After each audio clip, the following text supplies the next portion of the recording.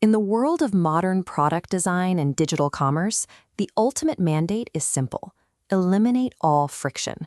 Pioneers like Don Norman and Jakob Nielsen built entire methodologies around minimizing a user's cognitive load.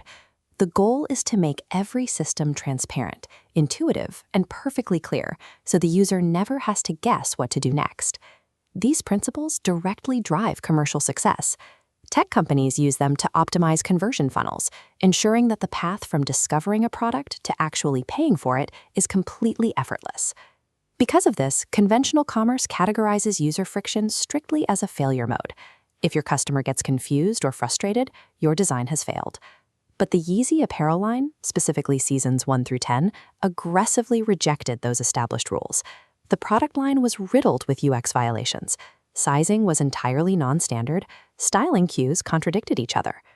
Buyers received zero system feedback on whether collections were intended for everyday wear, performance art, or a larger cultural statement.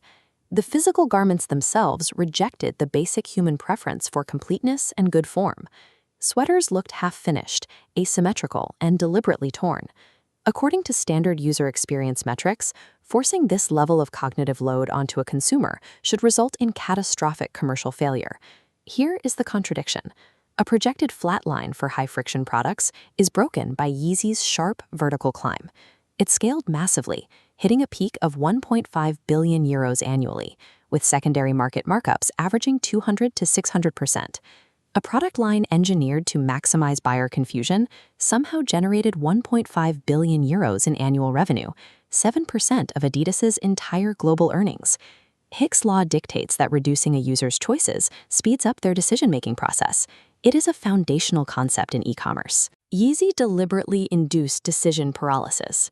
The live presentation stripped away standard retail context, leaving the audience entirely disoriented about what they were looking at, how it fit together, or how to buy it.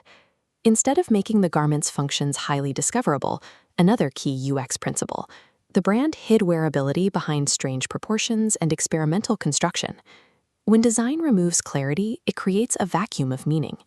To resolve that disorientation, the observer is forced to project their own perspective onto the work, shifting the experience from passive consumption to an active attempt at interpretation. This diagram shows how intentional friction functions in a commercial environment. By running a standard conversion funnel in reverse, the friction acts as a filter.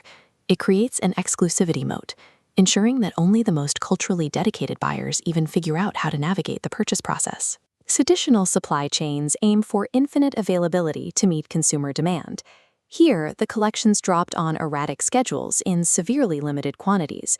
Because buyers never knew exactly when or if they could secure a piece, a deep sense of panic and urgency took hold of the consumer base. That anxiety translated instantly into profit, fueling massive premiums as buyers flipped acquired inventory on the secondary market. Even the clothing's physical structure rejected the Gestalt principle of good form, which states that human brains will naturally prefer complete, recognizable shapes.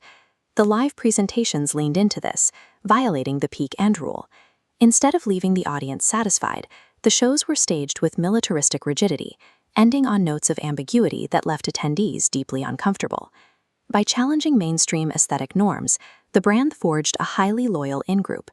Adherents treated the collections as entry points into a cultural movement. The entire discipline of user-centered design hinges on one massive assumption: that your customer's primary goal is simply to complete a task efficiently. But the data from the 2015 to 2018 era proves consumers possess a strong competing desire for artistic provocation. In the context of a cultural product, friction acts as a signal of seriousness. It demands effort from the buyer, making the reward of ownership much higher. This directly challenges the baseline premise of modern design thinking, that a creator's only job is to cater to what a user already knows they want. We can call this concept user expansion. Deliberately unsettling your audience and challenging their preferences can generate a deeper, more valuable brand relationship than effortless service ever could.